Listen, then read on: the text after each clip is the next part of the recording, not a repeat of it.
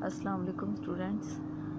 बच्चे, जो टॉपिक हम पढ़ने जा रहे हैं हमारे पास प्रेपरेशन ऑफ अल्कीन्स में मेथड आपके पास है 4, जिसको हम क्या कहते हैं, कोल्ब इलेक्ट्रोलाइसिस मेथड। ठीक है, कोल्ब इलेक्ट्रोलाइसिस मेथड बच्चे आपने अल्केन्स में भी पढ़ा था, लेकिन अल्केन्स में आप यूज़ कर रहे थे किसको, मोनोकार्बोक्सिलिक एसिड को। ठीक है, अल्केन्स में किसको यूज़ कर रहे थे, मोनोकार्बोक्सिलिक एसिड को यूज़ कर रहे थे। लेकिन अब हम अल्कीन्स में जब कोल्ब इलेक्ट्रोलिसिस मेथड को पढ़ेंगे तो हमारे पास डाई कार्बोक्सिलिक एसिड होगा। ठीक है, तो डाई कार्बोक्सिलिक एसिड में हम एग्जांपल लेते हैं सक्सीनिक एसिड की। ठीक है, तो सक्सीनिक एसिड बच्चे क्या होता है, अगर यहाँ पे भी हमारे पास क्या हो, CH2 हो और यहाँ पे क्या लगे हो, COOH लगा हो, और यहाँ पे भी क्या हो, COOH लगा हो, यानी हम कहते हैं हमारे पास 4 कार्बन हो।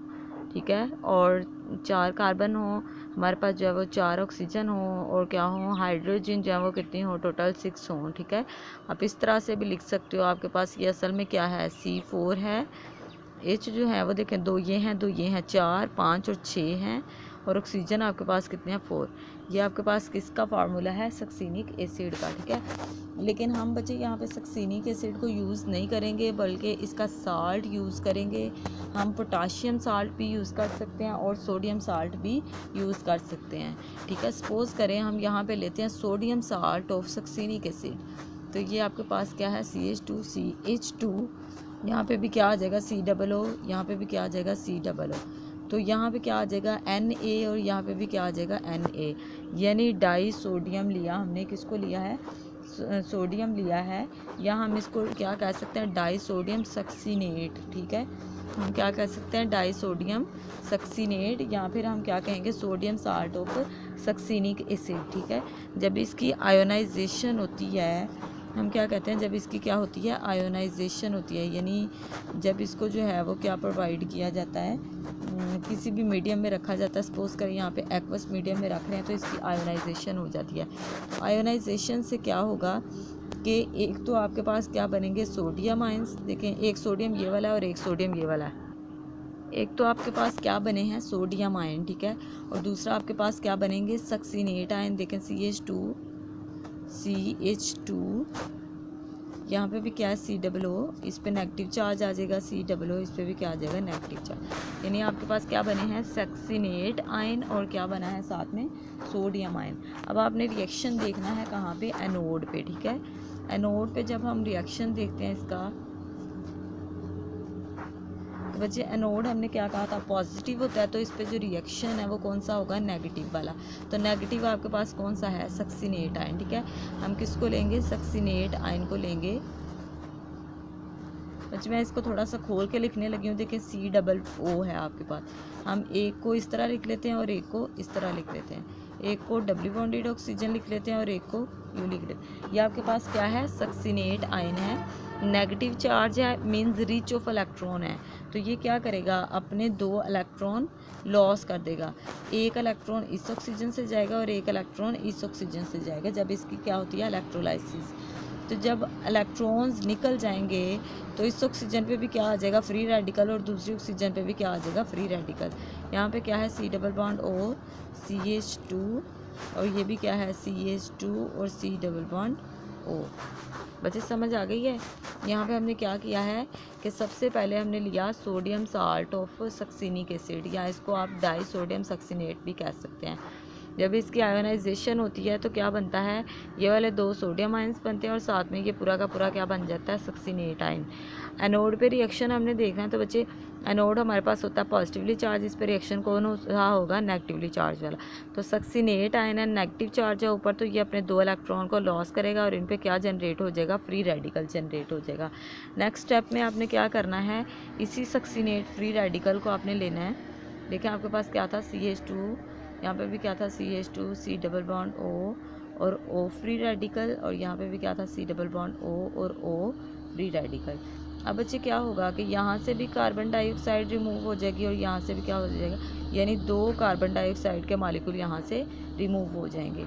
जब यहाँ से 2 कार्बन डाइऑक्साइड के मॉलिक्यूल रिमूव हो गए, इधर से भी रिमूवल हो रहा है और इधर से भी रिमूवल हो रहा है। ठीक है, तो हम क्या कहते हैं, जब रिमूवल होता है तो बच्चे एक बॉन्ड जो है वो एक्स्ट्रा आ जाता है, तो ये ना यहाँ पे क्या आ जाएगा, डबल बॉन्ड। तो आपके पास क्या बन गई है, अल्कीन बन गई है। अब आपने इसका रिएक्शन देखना है कहाँ पे, कैथोड पे। तो कैथोड पे जब हम बात करते हैं तो बच्चे हमने शुरू में ही देखा कि ये रिएक्शन जो है वो किसकी मौजूदगी में हो रहा है, वाटर की मौजूदगी में। तो यहाँ पे हम अब किसको लेंगे, वाटर को लेंगे। वाटर जो है वो क्या करता है, 2 इलेक्ट्रॉन कैथोड पे क्या होता है, गेन ऑफ इलेक्ट्रॉन, और एनोड पे क्या होता है, लॉस ऑफ इलेक्ट्रॉन। ठीक है, तो यहाँ पे जब गेन ऑफ इलेक्ट्रॉन होगा तो आपके पास क्या बनते हैं, 2 हाइड्रोक्साइल आयन बनते हैं और साथ में क्या बनता है, हाइड्रोजन आयन बनते हैं। ठीक है, तो यहाँ पे अब क्या होगा कि आपके पास ये भी क्या है, सोडियम, और ये भी क्या है, सोडियम, यानी ये वाले 2 सोडियम। पहले हमने सक्सिनेट का रिएक्शन देख लिया, अब हमने किसका देखना है, सोडियम का। तो ये वाली जो सोडियम आयन है ये इन हाइड्रोक्साइल आयन के साथ कंबाइन करते हैं और इसको कन्वर्ट कर देते हैं किसमें, सोडियम हाइड्रो ऑक्साइड में। ये आपका था कॉब इलेक्ट्रोलिसिस मेथड था। ठीक है, क्या बन गया, सोडियम और हाइड्रोक्साइड आयन बने और क्या मिले, और क्या बना, सोडियम हाइड्रोक्साइड बन गया। ठीक है, नेक्स्ट बच्चे जो मेथड हमने पढ़ना है वो हमारे पास है पार्शियल हाइड्रोजिनेशन ऑफ अल्काइन।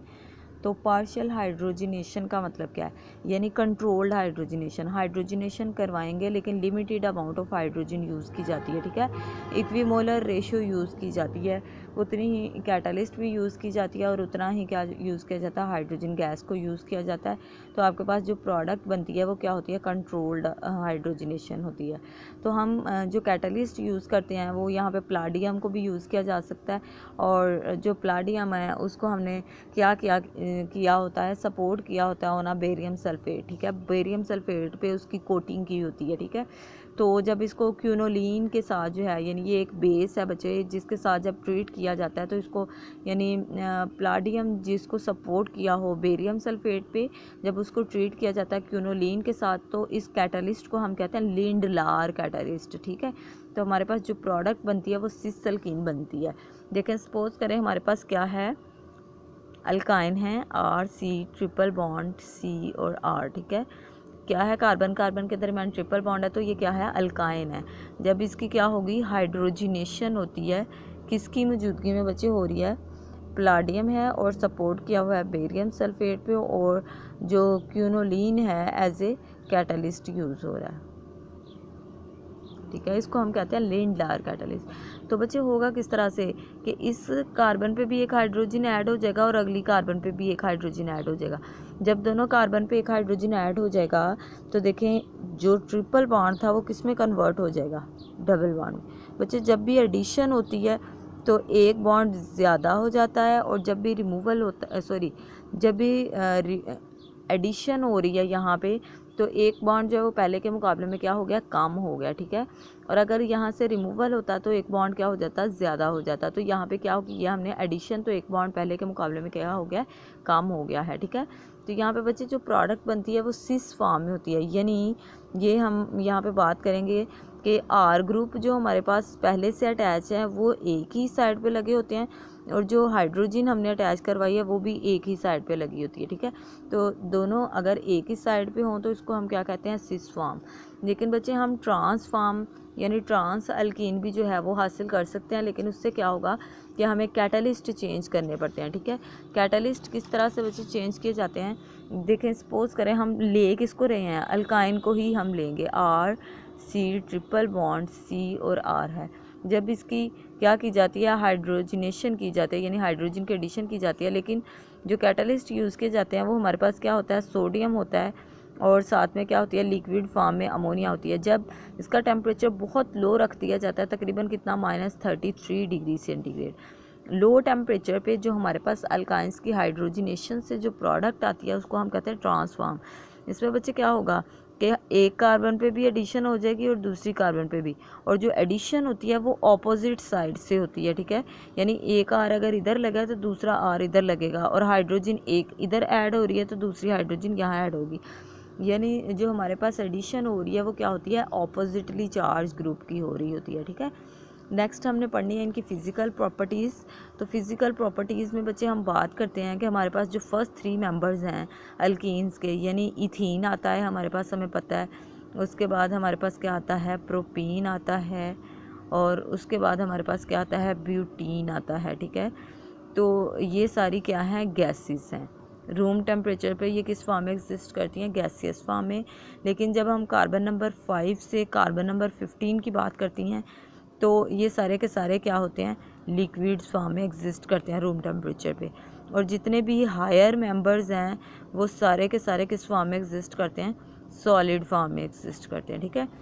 फिर उसके बाद हम बात करते हैं कि ये वाटर में सॉल्युबल नहीं है, ये क्या है, इनसॉल्युबल है वाटर में। क्योंकि वाटर क्या है बच्चे, पोलर है, लेकिन ये क्या होते हैं, नॉन पोलर होते हैं, ठीक है। तो ये वाटर में क्या है, इनसॉल्युबल हैं, लेकिन अल्कोहल में थोड़े बहुत सॉल्युबल हैं। आगे है कि इनकी थोड़ी बहुत स्मेल होती है, और जब ये बर्न करते हैं तो इनका जो फ्लेम होता है, यानी जो आग जलती है, वो क्या होती है, बहुत ज़्यादा रोशनी वाली होती है, ल्यूमिनस होती है, उससे बहुत ज़्यादा लाइटनिंग प्रोड्यूस होती है। उसके अलावा है कि अल्केन्स के अलावा जो है इनकी कुछ थोड़ी बहुत प्रॉपर्टीज़ जो हैं वो पोलर भी होती हैं, क्योंकि इनमें जो हाइब्रिडाइजेशन है वो क्या आ जाती है, sp2 हाइब्रिडाइजेशन आ जाती है, ठीक है। अभी यहाँ तक हम फिज़िकल प्रॉपर्टीज़ तक स्टॉप करते हैं। नेक्स्ट स्टार्ट करते हैं reactivity of a pi bond.